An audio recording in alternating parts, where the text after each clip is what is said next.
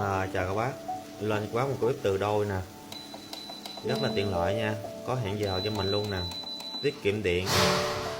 Thì đây là những cái bếp từ mỏng không lò nướng, những mẫu đời mới giờ này các bác có nhu cầu là tiết kiệm điện, rất là đẹp và mới, hàng em tuyển chọn đấu giá mới nhưng chưa xài 95% luôn đó. Thì đã test hoạt động của bác gọi là chất lượng full chức năng hết.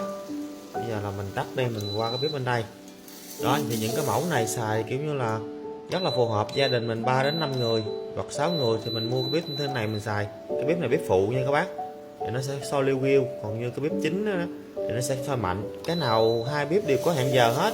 Cái này sẽ soi mạnh hơn nè đó, có hẹn giờ. Em ship hàng này toàn quốc có cọc nha, còn nếu chuyển khoản đủ là em bao ship. Nhận hàng được kiểm tra chất mộc bưu cục, em bảo hành cho mình là 6 tháng sử dụng đó, rất là ok nha, hàng đẹp như chưa xài luôn.